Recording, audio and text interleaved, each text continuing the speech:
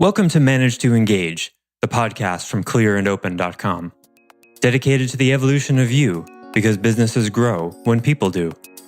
Serving leaders, managers, and people who will be, helping you reach excellence in your work and achieve your personal goals at the same time. Sign up for the free course at clearandopen.com. You have to make truth more important than everything and anything else, especially happiness. The pursuit of happiness is the single most destructive element in your relationship to truth.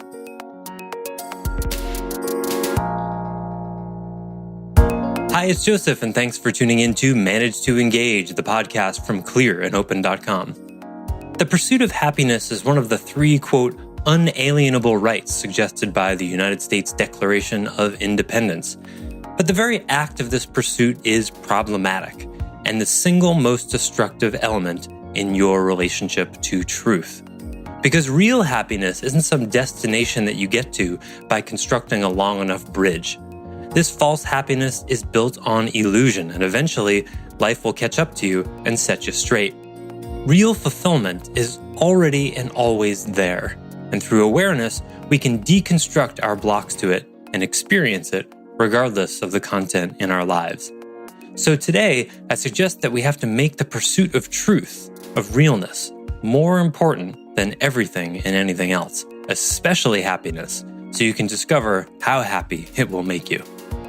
I offer weekly member webcasts, online courses, and mentorship at clearandopen.com because it's my truth that, with the right tools, anyone can eliminate the people, money, and time problems holding them back in business. And I share parts of these webcasts and courses on this show because I want to help you too.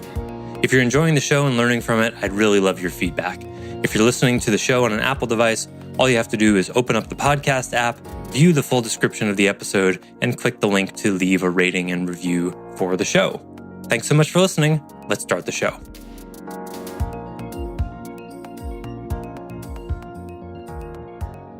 I've been thinking about how the nature of awareness, I talk about skill, knowledge, and awareness.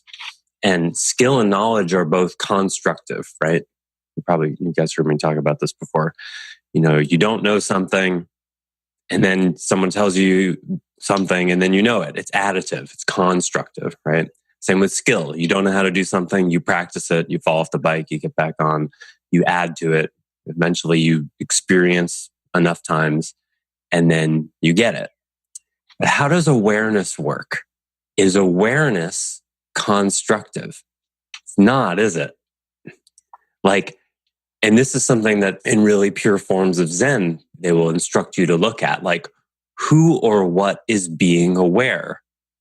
Are you becoming aware of something? How does that actually work?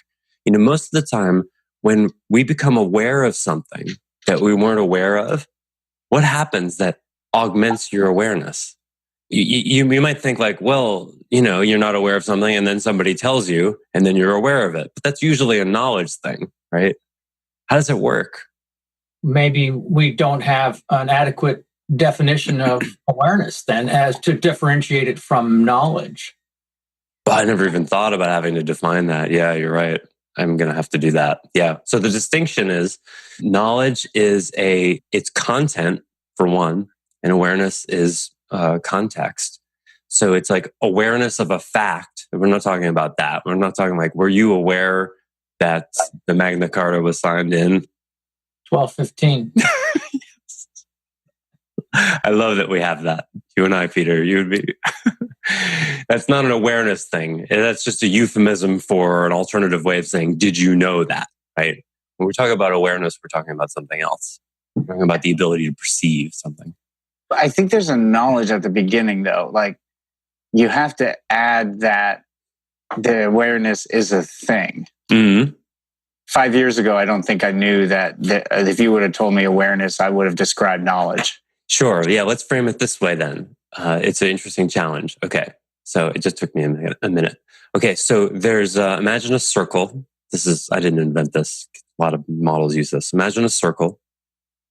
And one segment of it is what you know. And then there's another segment next to that And that's what you don't know, right? 2 little pieces of pizza taken out of that pie. So there's what you know, and then there's what you don't know. What's the rest of the circle? It's what you don't know that you don't know. Yes. Now, what's an example of what you don't know that you don't know? Everything you don't know, you don't know. Yes, spoken like a true Zen master. Yes, if you can answer that question, it won't be answering the question because, like, I know how to make a smoothie. I know that I don't know how to do brain surgery. Those are those 2 domains. I know there's such a thing as brain surgery, and I know I don't know how to do it. That's still the realm of the known. You see, there's what you know, and there's what you, when we say I don't know something, usually what we're saying is I know that I don't know something. The third category, which is, and we've all had the experience, you're working on like the fooling around with the back end of your website, or, one day someone tells you about, do you remember the moment when you learned about search engine optimization or about compound interest or, things like that, where it's just like you have this feeling of this whole world opens up and you go, whoa, I had no idea there was this whole world there. I had no idea you could pay down your mortgage faster. I had no idea you could, whatever it was. Suddenly the whole world opened up. When the whole world opens up like that and you go, wow, there's this whole like corridor, there's this whole thing there. That's when something has moved from something you don't know that you don't know to something that you know that you don't know. That's that movement. And that is how awareness works. So how do you make that work? How do you make it happen? How do you make it so that things move from what you don't know that you don't know to that you know what you don't know? How do you do that? If you could do that, that would be really cool, right? I want to know all the really important things that I don't know, that I don't even know that I don't know. I want to know what they are. It seems like we have to be willing to question our programming from our childhood on through to this moment. Assumptions about reality, about whatever, about existence. Yes, so you brought up a really key word, assumptions.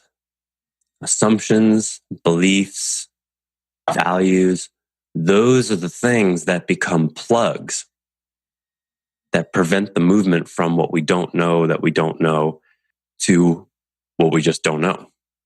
Because a distorted belief or a flawed perception will stop you from taking in new information. This is exactly how the Dunning-Kruger effect works. You have a belief that something is a certain way, and then someone says, actually, your political party or your religion or whatever, or your best friend or your wife, actually, this is the facts about what happened. And that's the doorway where you can be like, whoa, this is something I didn't even know that I didn't know.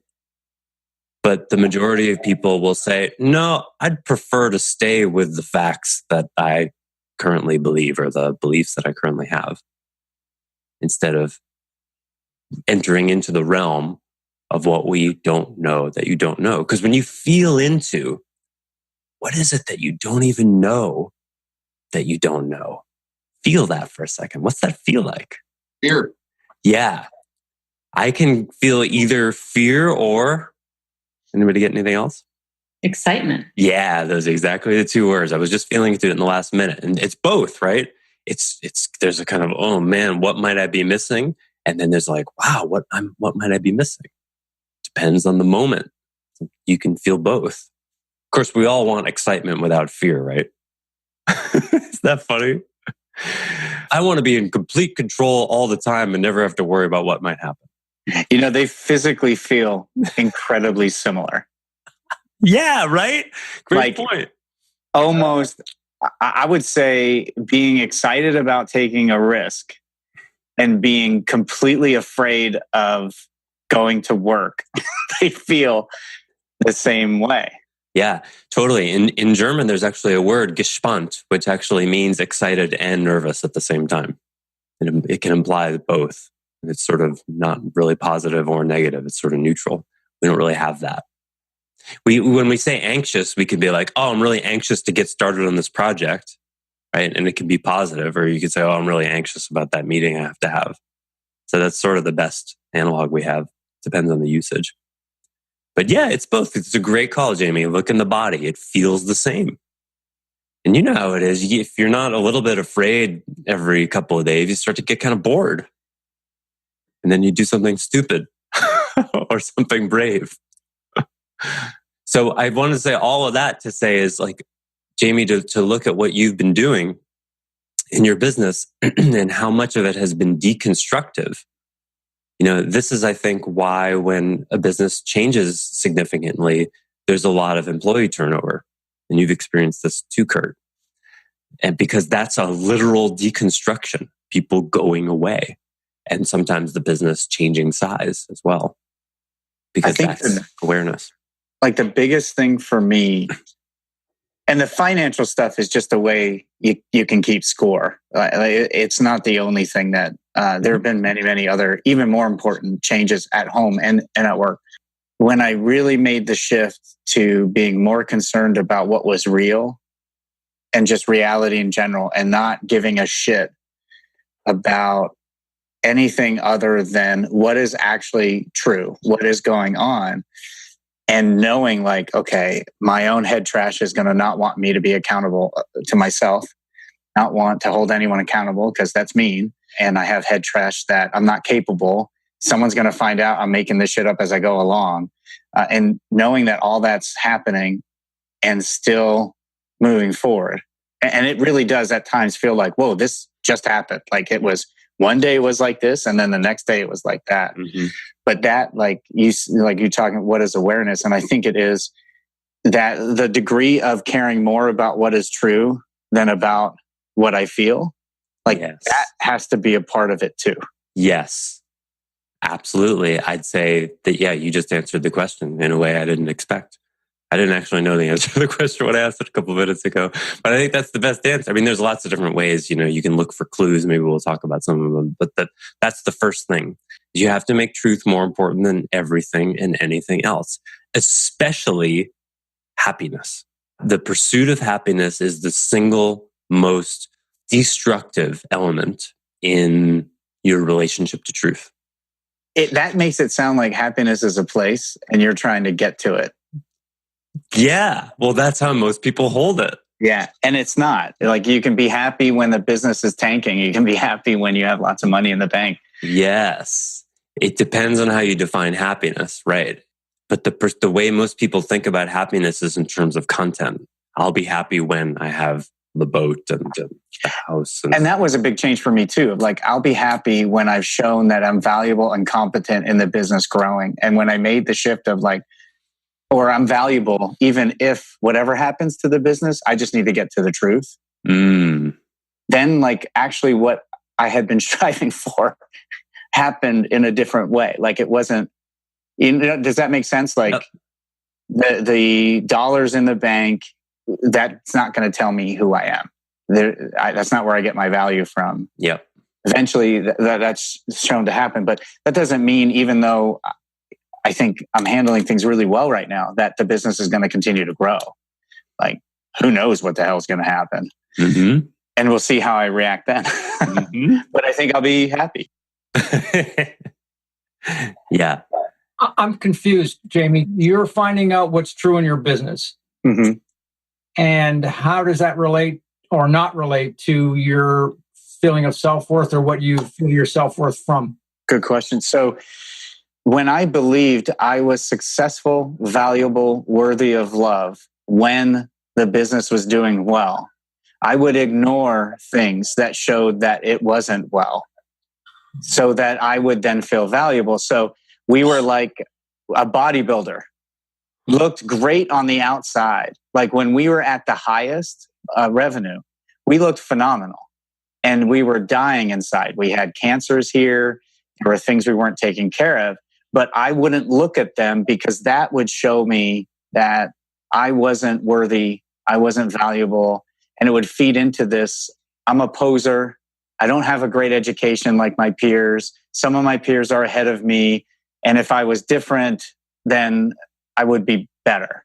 And so by shifting it, like, that's not where I find my value of our bank account. Then I could go and find the truth. When I found my value was not success. It was not money in the bank.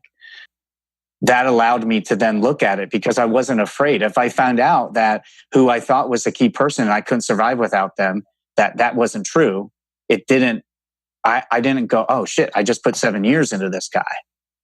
And now my worth is lower because I wasn't successful in that area. I wouldn't look at our P&L. Hell, the first time I looked at the P&L was when a company tried to acquire us and they sent it back and went, I don't know what this means. They're like, did you look at this before you said it? I'm like, oh, we review it every month. No, you don't. Like, it really meant nothing. There was no interpretation that you could get anything out of it. I wouldn't look at those things. Like, I wouldn't get the mail. Wow. I wouldn't get the mail. Someone else got the mail because I didn't want to see the bill. Because if I saw that I was paying too much for something, or I knew what the bills were coming up, then that would affect my self-worth and my value. And now that's not where I get it from. So I just want to find out what's real. So what came first? The looking at what's real, or that you realized that you made a shift in yourself, that you no longer equated success in the business with your self-worth. Is that what came first? And when you made that shift in yourself? I don't know. There were a bunch. I think it was part of a journey I'm going on in my faith. I think one of the things that helped is I have two sets of kids, one that are old and one that are young. I'm watching how my 17-year-old is reacting to moving on in the world, and what he's struggling with is directly related to what I struggled with when he was young. And I put, if the business was great, everything was great. If it sucked, I wasn't present. And I guess I just got to a point where isn't there something better than this? Is this reality that my family's, my physical health, mental health, my children's mental health is freaking decided by money in the bank? And so, Joseph, we've been meeting for 4 or 5 years. Something like that, yeah. Something like that. And so, I don't know, there was a part that just was like, I'm done with not knowing. I'm just done with not knowing. And it really was like, fuck this. What is reality? And seeing like, man, my avoidance of reality was strong. Like, it was really strong to the point of like, I wouldn't get the mail. And I saw how it affected my kids. I saw how it affected my wife. I saw how it affected my staff. We had people who should never have been here. Just never have been here. I should have fired them well before I did, or they left. And seeing how that changed. So I think it was, I guess I just got to a point of like, I really would prefer to live in a van down by the river with nothing than continue to, when the business was good, I'm the best dude you ever met. I'm amazing. And the moment it tanked, I'm worthless. And I really would like, I'd just sit at home for months doing nothing. And I just didn't want to do that anymore. So then that drove then I hear all of Joseph's teaching and I replay conversations he and I had. I went back to conversations he and I had where I threw the phone and hung up on him or told him to fuck off.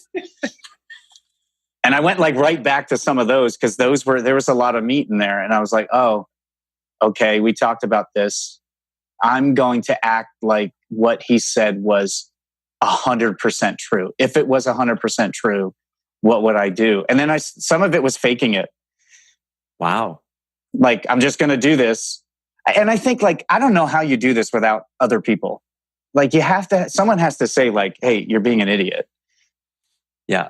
So anyway, I don't know. Did that answer your question, Peter? Well, it does. It certainly gives me an insight. I can see some parallels in my own life and the way I approach life and business. Yeah, that's helpful to see those parallels and the kind of thing. So it sounds to me like there was some of each is what it sounds like. You got sick of not knowing what the truth was. And so that was a motivator to you. And also how you saw what you were doing and how you were thinking and being affecting your family. So it seemed like it was some of each, just the way I'm thinking of it. I think everyone would be different. I'm like a 2 on the Enneagram, so how I impact other people is really a big deal. So I just kind of leaned into that. Well, there's a bunch of elements here. One is intense emotional upset. Just sort of categorically speaking, it has to be. It's an emotional decision when you give up on the content-based mainstream BS happiness of the world. Like things have got to be bad. Because, if things are going your way and you're happy from the content life is serving you, then you're not going to give up on it probably, unless you get all the things that you think are going to make you happy and you realize you're still not happy. That's another way. But that's going to be an emotional thing as well. So it's always an emotional thing, I think, in one way. And then there's also going to be real life consequences. That's the way life supports us to care about reality. Because in case you haven't noticed, as I say so often, life does not care about your happiness. There is no evidence to support that whatsoever. There's plenty of evidence to support that it really cares about your perception of reality. And so, because when you close your eyes and you go, I don't want to see it, I'm not even going to look at the bills or whatever your version of that is, because we all have it, life will go, uh-huh. So not looking at those bills is making you happy, is it? Yeah, we'll see. And it's going to try to get your attention some other way. And when you try to negotiate with reality, it will always win. And the longer you look away, the more you're saying to reality, I need the lesson louder, please. And it will listen. And this is what happens. I mean, if something really bad happens to someone, almost always, if you trace back, if you really look at it from a meta place and you trace it back in their life, you'll see that it's just life trying to get their attention in a way that life's been trying to for a really long time. They just weren't listening.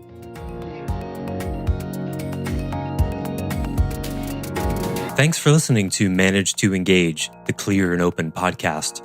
Join us next week when you'll be a little bit closer to who you're destined to be. Until then, know that Clear and Open is dedicated to the evolution of you, because businesses grow when people do. If you want to help the show grow, I'd appreciate you leaving a rating and review on iTunes. All you have to do is open the Apple Podcasts app, view the full description of the episode, and click the link to leave a rating and review. Or you can go to clearandopen.com/review and it will bring you to the right place. If you're looking for more support on your journey, head over to clearandopen.com for even more tools, articles, and free resources. Thanks so much for listening. Bye for now.